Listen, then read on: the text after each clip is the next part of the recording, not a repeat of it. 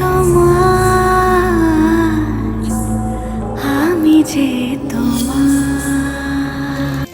এই সেই বিল্ডিং যেটা এখন পরিত্যক্ত হিসেবে আছে। এর ইতিহাস যদি তোমরা জেনে থাকো তো অবশ্যই ভিডিওটা জানিও। হ্যালো, সকলকে জানাই স্বাগত একটা নতুন ভিডিওতে। এই ভিডিওটা আমি আগেও শ্যুট করেছি, কিন্তু কিছু ব্যক্তিগত সমস্যার কারণে এবং ফোনের কিছু সমস্যার কারণে ভিডিওটা রিলিজ হয়ে যায় অটোমেটিক, যার কারণে আবার ভিডিওটা করা। চলো তোমাদেরকে বর্ধমান ইউনিভার্সিটির কিছু অজানা না, মানে যারা এখানে আসে তারা জানেই জায়গাটা। হ্যাঁ, কিছু বিশেষ জায়গা যেগুলো এখন পরিত্যক্ত হিসেবেই আর কি রয়েছে, সেই জায়গাটা তোমাদেরকে দেখাচ্ছি।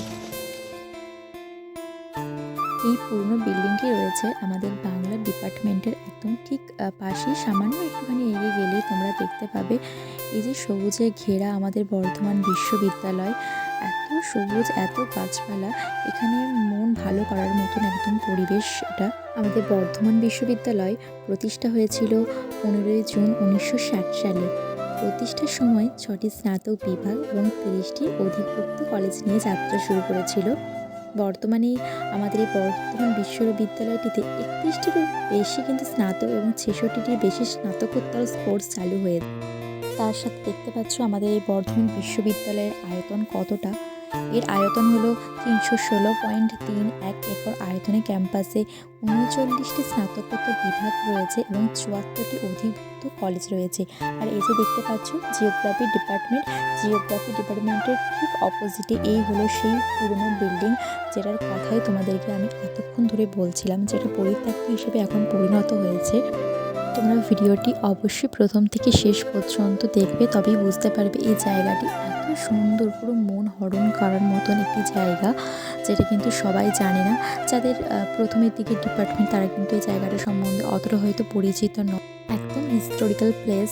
দেখতেই পাচ্ছ আমাদের এই বর্ধমান বিশ্ববিদ্যালয়ের এত সৌন্দর্য। আর এখানে তো গাছপালা নিয়ে কোনো কথাই নেই, চারিদিকে যেদিকে তাকাবে সেদিকে সবুজে সবুজ।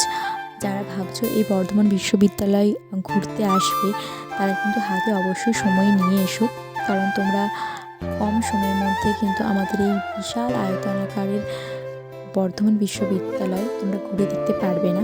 তো পারলে একটু সময় নিয়ে এসো।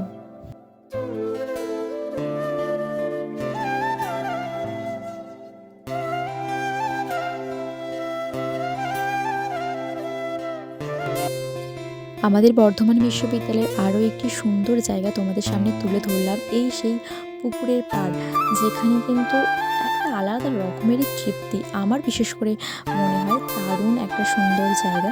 সেটার এখানে এনেছে সামনে নিলাম চাউমিন, এই যে এই যে পুকুরের পাশে মানে সামনে বসে খাওয়ার মজাটা একটা আলাদা।